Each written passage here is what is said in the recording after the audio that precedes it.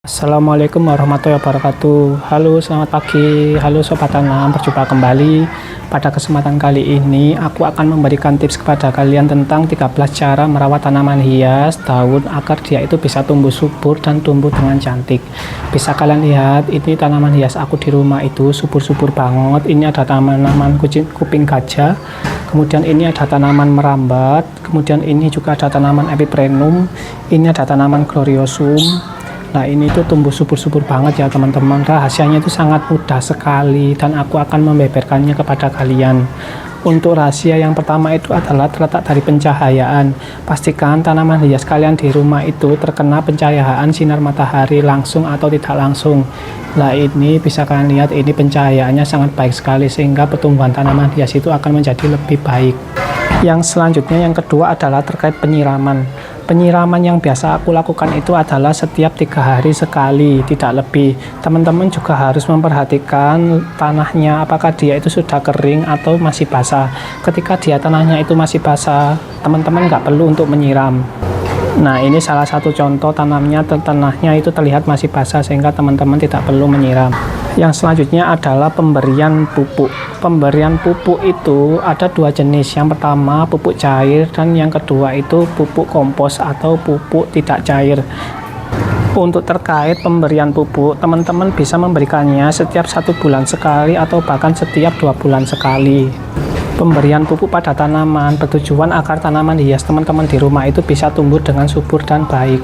Kemudian yang 4 itu adalah lokasi. Teman-teman harus memperhatikan lokasi di mana tanaman hias teman-teman itu ditempatkan. Jangan sampai lokasinya itu terlalu panas banget atau terlalu dingin banget, sebab setiap jenis tanaman itu berbeda-beda karakteristiknya. Teman-teman harus memperhatikan hal tersebut. Yang kelima adalah memberikan insektisida pada tanaman hias teman-teman di rumah. Manfaat dari insektisida itu adalah untuk mencegah hama-hama seperti lalat atau serangga-serangga lainnya atau ulat-ulat yang memakan daun-daun dari tumbuhan kalian di rumah. Sebab kalau daun-daunnya itu dimakan sama tumbuhan, dimakan sama lalat-lalat atau ulat-ulat, maka dia itu akan habis teman-teman. Jadi teman-teman harus melakukan insektisida pada tanaman hias kalian di rumah. Pemberian insektisida itu biasanya aku lakukan setiap 1 bulan sekali agar dia itu terbebas dari hama. Kemudian tips yang keenam itu adalah aku selalu mengganti media. Media itu adalah bisa media tanam teman-teman. Media tanam itu bisa kalian ganti setiap 5 bulan sekali atau bahkan lebih, tergantung dari kondisi tanaman hias kalian di rumah. Kalau tanaman hias terlihat kurang bagus dan kurang cantik, maka itu adalah salah satu yang tepat pada saat kamu akan mengganti media tanam pada tanaman hias kalian di rumah. Tips yang ketujuh adalah teman-teman tidak harus berlebihan dalam melakukan penyiraman, sebab pada saat teman-teman berlebihan pada saat melakukan penyiraman, maka akar pada tanaman itu akan menjadi busuk dan tanaman tersebut akan mati, sehingga kalian tidak perlu melakukan penyiraman itu setiap hari. Tips yang ke-8 adalah teman-teman bisa melakukan pruning pada tanaman hias teman-teman di rumah. Pruning ini bisa bertujuan untuk membersihkan daun-daun yang kering atau daun-daun yang sudah tidak layak, sehingga nutrisinya itu bisa terfokus pada tumbuhan yang baru teman-teman. Tips yang ke-9 adalah teman-teman bisa menyingkirkan daun-daun yang sudah layu atau daun-daun yang sudah tua pada tanaman hias teman-teman di rumah, agar tanaman hias teman-teman di rumah itu bisa lebih cantik lagi. Untuk tips yang ke-10 adalah teman-teman harus memperhatikan karakteristik dari tanaman hias teman-teman di rumah.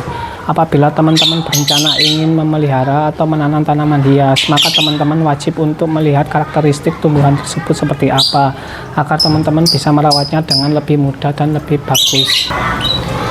Tips yang ke-11 adalah teman-teman harus sabar, sebab kunci utama dalam merawat tanaman hias itu adalah kesabaran. Kesabaran nantinya pasti akan membuahkan hasil seperti ini. Aku selalu sabar dalam merawat tanaman hias sehingga tanaman hias aku di rumah itu bisa menjadi subur-subur seperti ini. Tips yang ke-12 adalah merawat tanaman hias dengan sepenuh hati.